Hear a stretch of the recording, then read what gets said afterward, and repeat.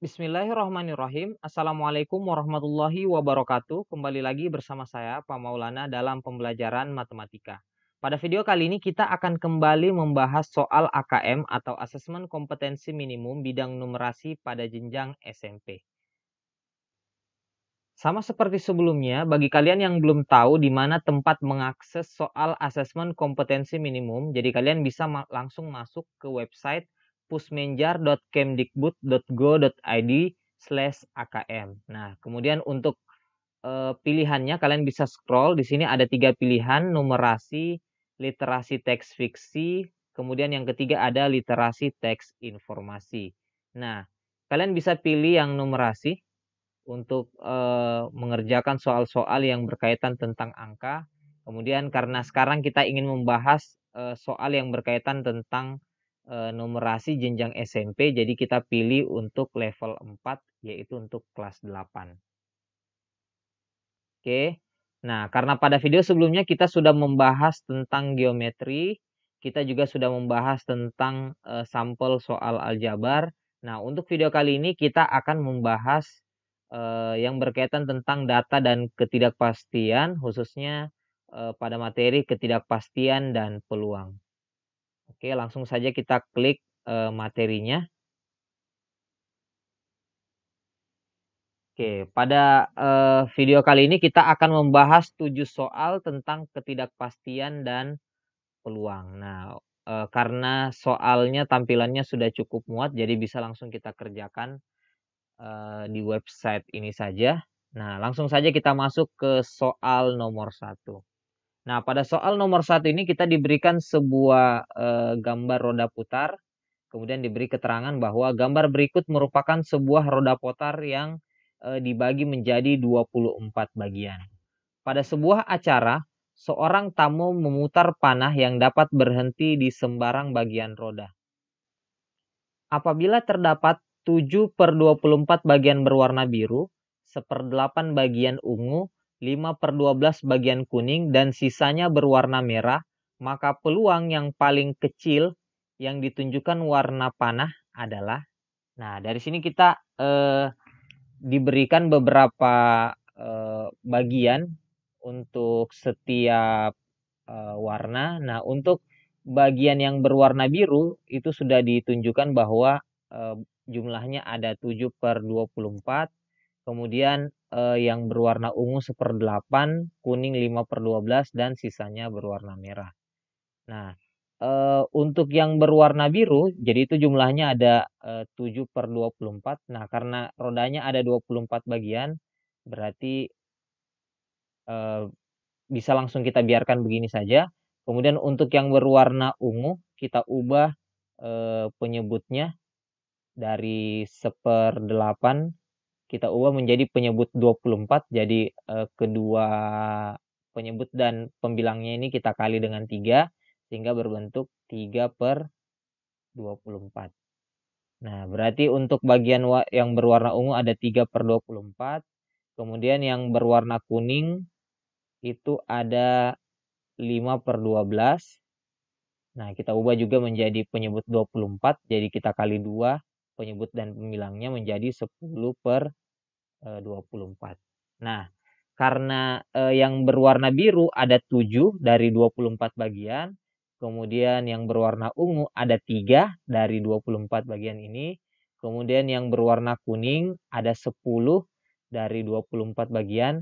Nah, sisanya yang berwarna merah, berarti sisanya ini tinggal kita cari sisa dari yang berwarna biru, ungu, dan kuning. Nah, jika kita jumlahkan, yang berwarna biru ada 7, yang ungu ada 3, kuning ada 10. Jadi kita jumlahkan 7 tambah 3 itu 10, dan ditambah 10 lagi menjadi 20. Berarti karena ada 24, dari 20 berarti sisanya ada 4. Nah, berarti dari sini yang berwarna merah itu ternyata jumlahnya ada 4 dari 24 bagian. Nah, langsung kita masuk ke pertanyaan. Peluang yang paling kecil yang ditunjukkan warna panah adalah. Nah, dari keempat warna ini sudah jelas terlihat bahwa yang paling kecil atau yang paling sedikit itu adalah yang berwarna ungu, yaitu ada 3 dari 24 bagian. Berarti jawabannya adalah B. Nah, untuk website ini disediakan kunci jawaban, jadi kalian bisa mengklik di kunci jawaban, nanti akan terlihat bahwa jawabannya betul adalah B. Oke, kita lanjut ke soal selanjutnya, soal nomor 2. Gambar berikut merupakan sebuah roda putar yang dibagi menjadi 24 bagian. Nah, sama seperti tadi. Kemudian seseorang memutar panah yang dapat berhenti di sembarang bagian roda. Apabila terdapat 1/24 bagian berwarna hitam, 1/12 bagian berwarna putih, 1/8 bagian merah, dan sisanya berwarna hijau dan kuning dengan bagian yang sama. Maka peluang tanda panah berhenti pada bagian kuning adalah. Nah, sekarang kita data terlebih dahulu untuk setiap warna. Jadi yang pertama untuk yang berwarna hitam sudah jelas terlihat ada 1/24. Kemudian untuk yang berwarna putih, itu ada 1/12. Nah, jika kita lakukan sama seperti sebelumnya, kita ubah menjadi pecahan 24. Jadi penyebutnya kita ubah jadi 24. Jadi kita kalikan yang di atas dengan yang di bawah ini dengan 2 ya, supaya berbentuk 2/24. Jadi putih itu ada 2 dari 24 bagian. Kemudian untuk yang bagian yang berwarna merah, pada soal ditulis 1/8, kita ubah penyebutnya menjadi 24, jadi kita harus kali 3. Jadi hasilnya adalah 3/24. Jadi merah itu ada 3 dari 24 bagian. Nah, sisanya berwarna hijau dan kuning. Nah, kita cari sisanya ya. Jadi kita jumlahkan terlebih dahulu. Yang berwarna hitam 1, putih ada 2 dari 24, kemudian merah 3 dari 24. Jadi jumlahnya 1 tambah 2 tambah 3. Berarti totalnya adalah 6/24. Berarti sisanya berapa? Karena ada 6 dari 24, berarti sisanya adalah 18. Berarti 18/24. Nah, 18/24 ini yang merupakan sisa yang berwarna hijau dan kuning dengan bagian yang sama. Nah, jika kita bagi secara merata sisanya, berarti yang berwarna hijau, jadi ini 18 kita bagi 2 ya, berarti untuk yang berwarna hijau 9/24, begitu pula untuk yang berwarna kuning ada 9/24. Nah, berarti dari sini kita bisa langsung menjawab pertanyaannya. Peluang tanda panah berhenti pada bagian kuning adalah, nah dari pembagian ini sudah jelas yang berwarna kuning itu ada 9/24. Dan ini masih bisa kita sederhanakan. Penyebut dan pembilangnya bisa kita bagi dengan 3. 9 bagi 3 itu 3, kemudian 24 bagi 3 itu 8. Nah, berarti dari sini bisa kita ketahui bahwa jawabannya adalah 3/8. Nah, bisa kita cek kunci jawabannya. Oke, kita klik yang ini dulu ya. Oke. Wah, tidak bisa terklik ya. Oke. Oke, jadi nanti kita dapat bahwa jawabannya itu adalah B. Oke, sudah sesuai ya. Kita lanjut ke soal nomor 3.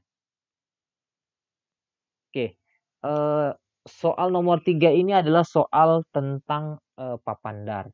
Nah, papan dart ini berbentuk lingkaran, di mana biasanya pemain melempar suatu panah pada papan tersebut. Nah, papan dart ini dibagi menjadi sektor-sektor lingkaran. Dart yang menancap di tengah papan bullseye nilainya 50. Jadi bullseye ini yang di bagian tepat di tengah lingkaran, nilainya adalah 50.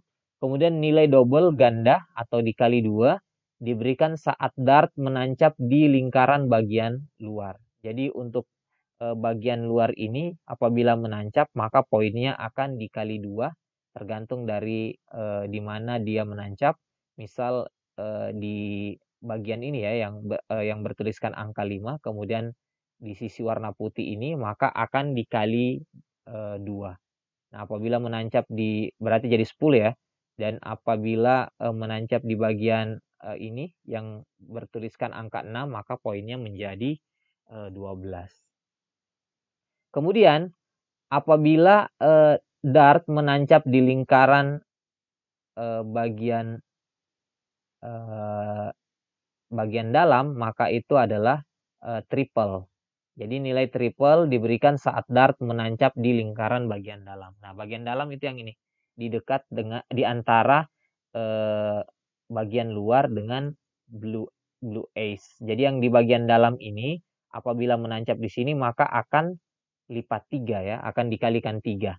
Nah, misal menempel di bagian yang bertuliskan 20 ini, yang bagian berwarna hitam, bagian dalam, maka itu akan triple. Jadi 20 dikali 3 berarti poinnya adalah 60. Dan itu sudah lebih dari blue ace. Jadi untuk kasus papan dart ini, blue ace ini bukan poin tertinggi. Jadi apabila terkena blue ace menancap di sini, poinnya 50. Tetapi jika menancap di bagian atasnya, yaitu pada poin 20, tapi berada di bagian dalam sektor dart ini, maka poinnya dikali 3. Berarti bisa saja poinnya menjadi 60.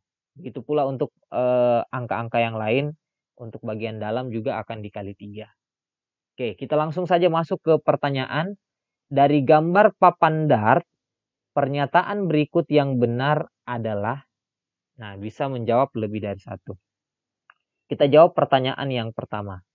Tony memiliki 3 dart. Kemungkinan nilai tertinggi yang didapat Tony 180. Nah, apakah betul? Jadi dari pengamatan kita sebelumnya bahwa untuk mendapat nilai tertinggi itu bukan pada bullseye ya. Ya, bullseye. Bukan pada bullseye, tetapi pada daerah triple, yaitu daerah dalam. Tepatnya pada angka 20. Kenapa? Karena jika melekat dartnya menempel di sini, maka 20 ini bisa kita kali 3. Sehingga nilai maksimal yang diperoleh adalah 20 kali 3 yaitu 60.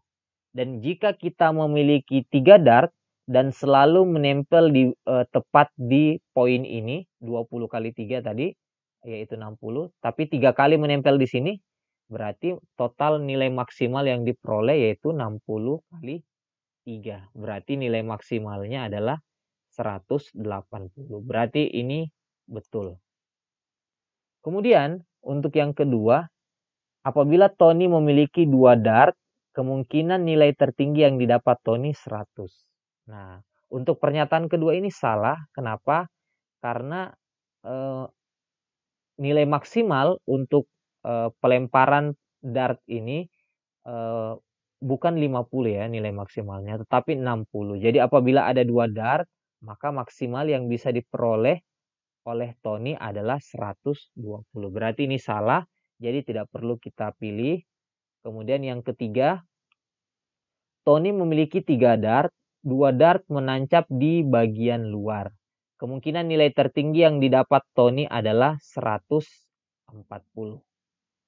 Nah, apabila 2 dart menancap di lingkaran bagian luar ya. Nah, karena angka maksimal di sini adalah 20 dan di bagian luar itu daerah double point, berarti akan dikali 2. Nah, apabila ada 2 dart menempel di daerah 20 ini berarti bisa kita kali 2 terlebih dahulu ya. Jadi 20 kali 2 kan poinnya adalah 40. Jadi 1 dart apabila menempel di bagian ini poinnya adalah 40. Jadi itu untuk 1 dart ya. Dan jika ada 2 dart yang menempel di bagian ini maka poinnya adalah 80. Dari 40 ditambah 40. Jadi poinnya 80. Itu untuk 2 dart yang menempel di bagian luar. Kemudian 1 dart lainnya, karena di sini Tony memiliki 3 dart. Nah, agar maksimal maka 1 dart lainnya harus menempel di daerah maksimal, yaitu di bagian dalam, yaitu daerah triple, tepatnya di angka 20. Nah, poin maksimal di sini adalah 60 sebagaimana yang sudah kita bahas sebelumnya. Nah, jika dijumlahkan berarti 2 dart yang menempel di bagian luar total poinnya adalah 40 tambah 40 tadi ya, kita peroleh 80. Kemudian untuk yang di bagian dalam Total poinnya adalah 60, jadi jumlahnya 80 tambah 60 adalah 140. Berarti sudah betul bahwa nilai tertinggi yang didapat oleh Tony adalah 140. Kemudian untuk pertanyaan keempat, Tony memiliki 3 dart. Satu dart menancap di tengah papan bullseye. Kemungkinan nilai tertinggi yang didapat Tony adalah 170. Nah, apabila satu dart ini menancap pada bullseye, maka poinnya adalah 50. Nah, kedua dart sisanya agar maksimal maka harus menancap di poin pada daerah triple, yaitu pada angka 20 karena poin di sini maksimal adalah 60. Nah, jika ada 2 dart, maka poin yang bisa diperoleh di sini adalah 120.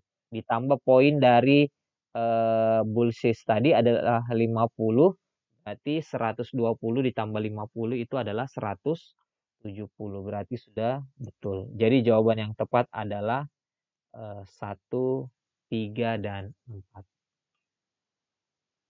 Oke, langsung kita lanjut ke pertanyaan selanjutnya.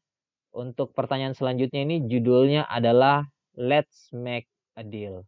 Jadi dalam acara permainan Let's Make a Deal, para peserta disuruh memilih satu dari 24 kotak misteri.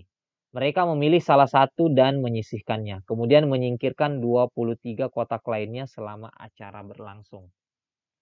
Nah, dari 24 kotak misteri tersebut, 6 kotak misteri berisi hadiah uang 10.000, 20.000, 25.000, 50.000, 75.000, dan 100.000. Ada juga 4 kotak misteri berisi liburan, 4 kotak berisi perangkat hiburan di rumah, 2 kotak berisi mobil, dan sisanya berisi hadiah liburan. Nah, kita harus cari ya, ada berapa sih sisanya.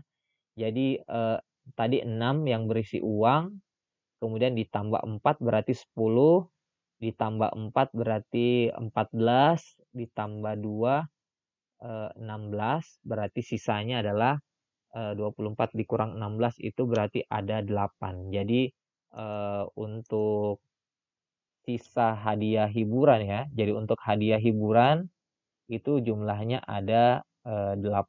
Jadi ini ada 8. Oke, kita lanjut.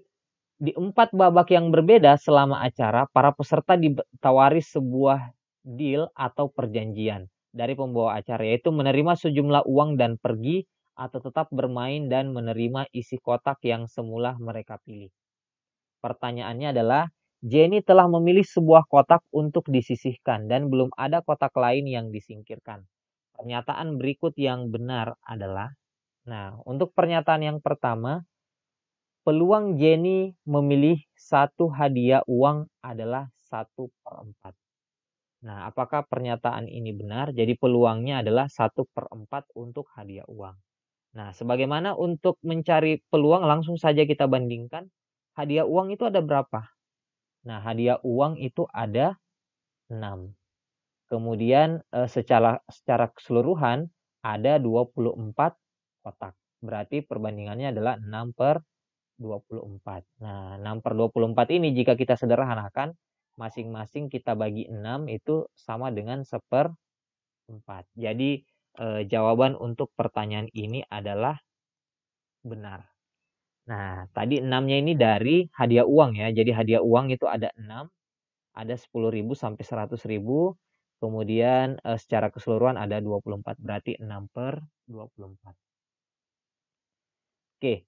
Untuk pertanyaan yang kedua, peluang Jenny memilih satu hadiah uang yang lebih besar dari 40.000 adalah 3/4. Jadi memilih satu hadiah uang yang lebih besar dari 40.000. Nah, pertama kita amati ada berapa sih uang yang lebih besar dari 40.000. Jadi ada 1 yaitu 50.000, kemudian 75.000, lalu 100.000. Jadi totalnya ada 3 ya. Jadi ada 3 hadiah uang yang lebih besar dari 40.000. Nah, ada 3 dari berapa kemungkinan? Ada 3 dari 24 kemungkinan. Nah, karena apa? Karena ada 24 kotak misteri. Jadi peluangnya adalah 3 dari 24. Yang kalau disederhanakan masing-masing kita bagi 3 adalah 1/8.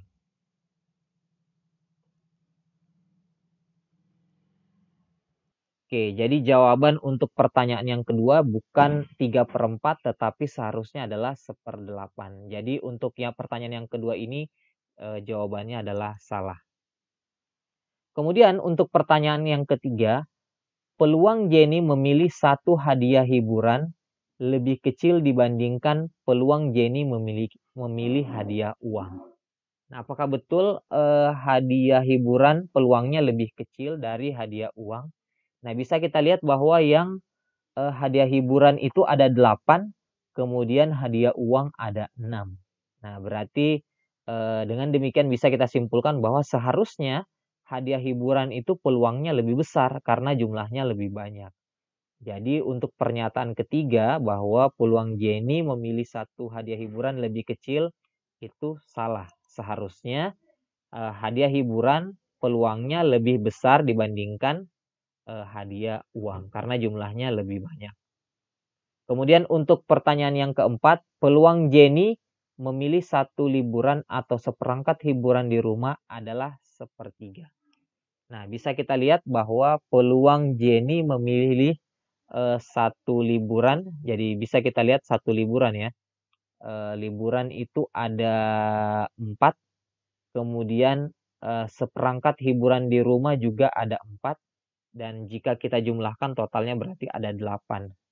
Nah, berarti bisa kita tuliskan bahwa peluangnya adalah 8/24. Karena satu liburan itu ada 4, kemudian seperangkat hiburan di rumah juga ada 4, totalnya ada 8. Jadi peluangnya ada 8 dari 24 kotak teri. Yang jika kita sederhanakan masing-masing kita bagi 8 itu sama dengan 1/3. Berarti jawaban untuk pertanyaan atau pernyataan keempat adalah benar. Oke. Kita cek. Nah, pada kunci jawaban di sini seharusnya yang benar adalah salah, salah, benar, benar. Nah, mungkin di sini ada kesalahan ya. Jadi ada tertukar pernyataan 1 dan pernyataan ketiga. Yang seharusnya tepat adalah benar, salah, salah, benar. Oke, kita lanjut ke pertanyaan nomor 5. Oke.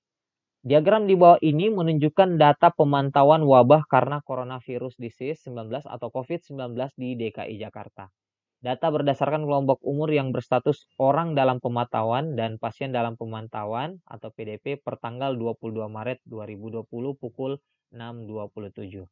Nah, di sini kita diberikan grafik atau diagram yang menggambarkan ini ya untuk yang berstatus ODP dan PDP. Nah, di sini total laki-laki ada 888 dan perempuan ada 915. Nah, untuk mengefektifkan waktu langsung saja kita masuk ke pertanyaan. Berdasarkan diagram tersebut, peluang seorang perempuan yang berusia 60 sampai dengan 79 tahun menjadi terduga infeksi COVID-19 adalah perhitungan hanya dibandingkan dengan total perempuan. Nah, untuk mencari peluang berarti harus kita tahu terlebih dahulu yang ditanyakan. Yang ditanyakan itu adalah perempuan yang berusia 60 sampai 79. Jadi 60 sampai 79. Ini yang pink ini adalah kelompok perempuan, kemudian yang biru ini adalah kelompok laki-laki. Nah, untuk yang berwarna pink ini mewakili perempuan ya. Jadi untuk yang 60 sampai 79 kita lihat untuk yang 60 sampai 69 tahun jumlahnya ada 47. Kemudian 70 sampai 79 tahun jumlahnya ada 29. Berarti untuk yang berusia 60 sampai 79 tahun berarti langsung saja kita jumlahkan 47 tambah 29 itu adalah 76. Berarti perempuan yang berusia 60 sampai 79 itu adalah 76. Dan total perempuan adalah 915 sesuai pada soal. Berarti jawabannya adalah C. 76/915. Kemudian untuk yang kedua masih dengan soal yang sama dengan pertanyaan yang berbeda. Berdasarkan diagram tersebut kelompok laki-laki usia berapakah yang diduga mudah terinfeksi COVID-19? Nah, berarti kita harus cari ya kelompok umur yang paling banyak, yang paling mudah terinfeksi. Dari grafik ini sudah jelas terlihat bahwa untuk laki-laki yang paling banyak itu berada pada angka 201, yaitu pada umur 30 sampai 39 tahun. Oke. Kita cek, berarti betul jawabannya C, 30 sampai 39 tahun. Kemudian untuk pertanyaan terakhir soal nomor 7. Nah, di sini pertanyaan benar salah. Oke, ada 4 pertanyaan yang harus kita jawab. Pernyataan yang pertama, peluang perempuan usia 30 sampai 39 tahun menjadi terduga terinfeksi COVID-19 kurang dari peluang perempuan usia 20 sampai 29 tahun. Nah, kita cek ya apakah memang yang usia 30 sampai 39 itu kurang dari 20 sampai 29. Nah, kita lihat yang berumur 30 sampai 39 tahun itu ada 230, kemudian 20 sampai 29 itu ada 248. Berarti betul ya bahwa 30 sampai 39 itu kurang dari yang berusia 20 sampai 29. Berarti ini jawabannya betul. Kemudian untuk pernyataan kedua, peluang perempuan usia 40 sampai 49 tahun menjadi terduga terinfeksi COVID-19 lebih dari peluang perempuan usia 50 sampai 59 tahun. Kita cek yang berusia 40 sampai 49 itu ada 129, kemudian 50 sampai 59 itu ada 110. Berarti sudah betul ya bahwa yang berumur 40 sampai 49 tahun itu lebih dari yang berumur 50 sampai 59 tahun.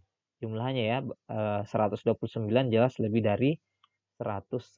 Berarti untuk pernyataan yang kedua ini juga betul. Untuk pernyataan yang ketiga, peluang laki-laki usia 20 sampai 29 tahun menjadi terduga terinfeksi COVID-19 kurang dari peluang laki-laki usia 40 sampai 49 tahun. Nah, kita cek laki-laki berusia 20 sampai 29 itu ada 176 dan yang berusia 40 sampai 49 itu ada 128. Jadi seharusnya ada lebih dari ya, seharusnya lebih, bukan kurang ya. Karena yang berjumlah 20 sampai 29 tahun itu ada 176. Kemudian yang berusia 40 sampai 49 tahun itu ada 128. Jadi seharusnya peluang laki-laki 20 sampai 29 tahun menjadi terduga terinfeksi COVID-19 itu harusnya lebih dari, bukan kurang dari. Berarti ini jawabannya salah.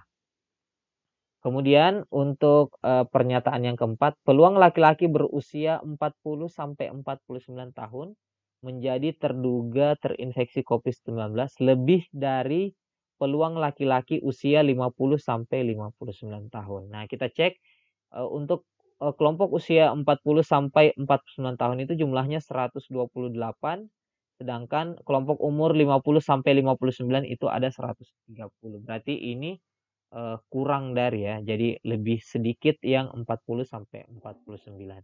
Jadi untuk pernyataan yang keempat ini juga salah. Kenapa? Karena dikatakan bahwa lebih dari, padahal seharusnya 40 yang untuk kelompok usia 40 sampai 49 tahun ini jumlahnya hanya 128 dan itu kurang dari 50 sampai 59 tahun yang berjumlah 130 orang. Nah, berarti pernyataannya bukan lebih dari, seharusnya kurang dari. Jadi jawabannya salah. Oke, kita cek. Nah, ternyata sudah betul ya. Polanya benar-benar salah. Oke, demikian pembahasan soal untuk video kali ini. Jika kalian suka, silahkan like dan share ke media sosial kalian. Jika kalian ingin berlangganan, silahkan tekan subscribe. Dan jika ada pertanyaan, jangan sungkan untuk bertanya di kolom komentar yang tersedia. Sekian untuk video kali ini. Assalamualaikum warahmatullahi wabarakatuh.